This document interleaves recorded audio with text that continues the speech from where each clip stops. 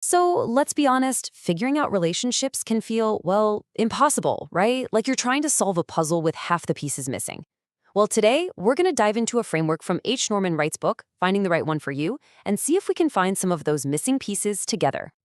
And right off the bat, the book gets real about just how huge this task is. As Claire Cloninger puts it, blending two lives is as tough as rerouting a hurricane or finding a parking spot in Manhattan. I mean, it's not just difficult, it's basically a miracle when it all comes together. And this framework claims to show us the mechanics behind that miracle. Okay, so here's the game plan for today. We're going to walk through 5 key stages. We'll start before you begin, then get into the search, learn how to identify counterfeit love, work on building a lasting bond, and finally, figure out when to let go.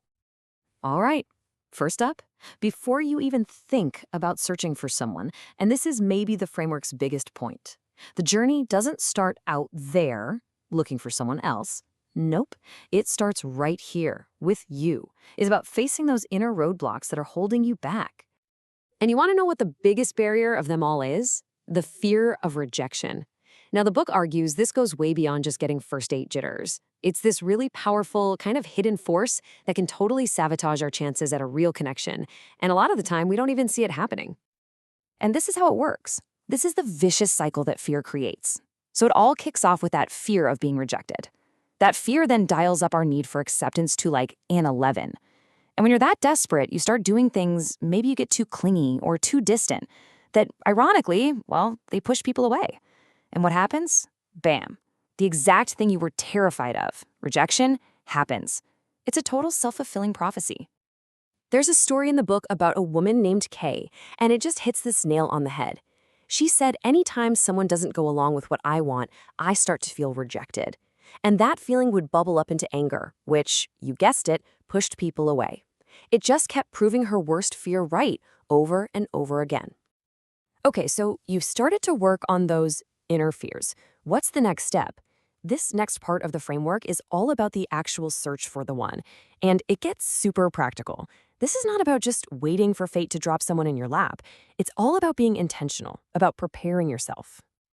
So the book lays out 3 key things to do here. First, and this is a big one, you need to become the kind of person you're looking for. Second, get real with yourself. Write a totally, brutally honest paragraph about who you are. This is all about getting clarity. And third, make a must-haves list. And look, this isn't just a wish list of nice-to-haves. We're talking about the absolute core values that you and a partner have to share. And if you're not convinced about that must-haves list, listen to this story from the book. It shows you exactly why it's so important. Basically, this guy completely ignored his list because he was just swept away by this intense physical attraction. But 6 months down the road, that initial spark started to fade, and he realized there wasn't much left. He saw that those must-have qualities he'd skipped over were the only things that could have actually kept them together. Okay, let's say you found someone. They seem to check all the boxes on your list. But how do you know if it's the real deal? That brings us right to our next section, how to spot counterfeit love. The book warns us that there are these styles of relating that can look and feel a lot like love, but really, they're based on some pretty unhealthy stuff.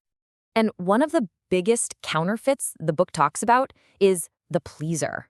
Now, this isn't someone who's just being nice. Their actions aren't coming from a place of genuine love. They're coming from a deep, deep fear of conflict. They're so desperate for approval that everything they do is driven by their own insecurity, not by actual affection for the other person. And this is a really important distinction the book makes. You see, a pleaser is motivated by fear, by insecurity. It's an act of weakness, really, just to avoid a fight.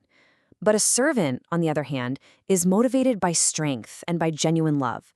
Their goal isn't to keep the peace at all costs. It's to actually build up their partner. We're talking a totally different mindset here.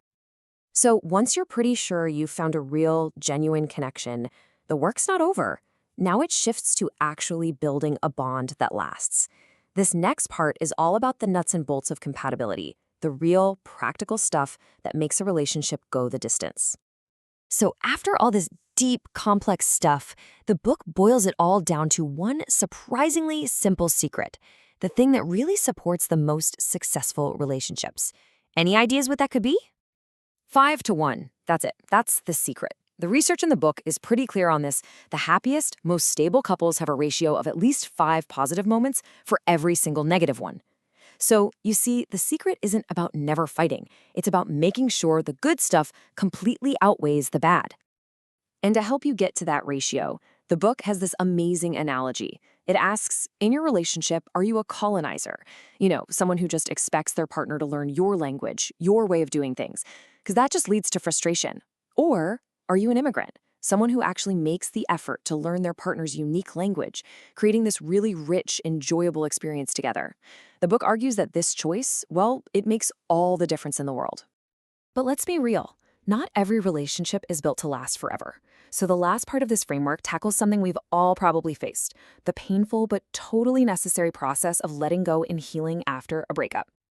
And the first step, according to the book, is a really crucial one. You have to completely reframe how you think about it. See, a breakup isn't just two people going their separate ways. It's a kind of grief. You're actually mourning the loss of a future you planned together, the death of dreams and hopes. And just admitting that, just acknowledging that pain is the first real step to getting better. So how do you work through that grief? The framework gives us a very practical 3-step process for forgiveness. Step 1, you write down every single resentment you have. Don't filter it, just get it all out. Step 2, you take that list and you read it out loud to an empty chair as if that person is sitting right there. The idea is to get the pain out of your system. And finally, step 3, you write a release letter to make the act of forgiveness final. It's not a passive thing, it's a very deliberate, active process. And this right here is the goal. This little snippet from a release letter really shows you the power of that last step. Listen to the words, I release you, I forgive you. And the point here isn't to say what they did was okay, not at all. It's about you reclaiming your own emotional freedom from all that bitterness, from the heavy weight of what could have been. Okay, so as we wrap up our look into this framework, I've got one last question, and this one's for you. We've talked about a lot, from healing yourself first to spotting fake love to that 5-to-1 rule. So what's the one thing, the one idea from all this that really challenges a belief you have about relationships?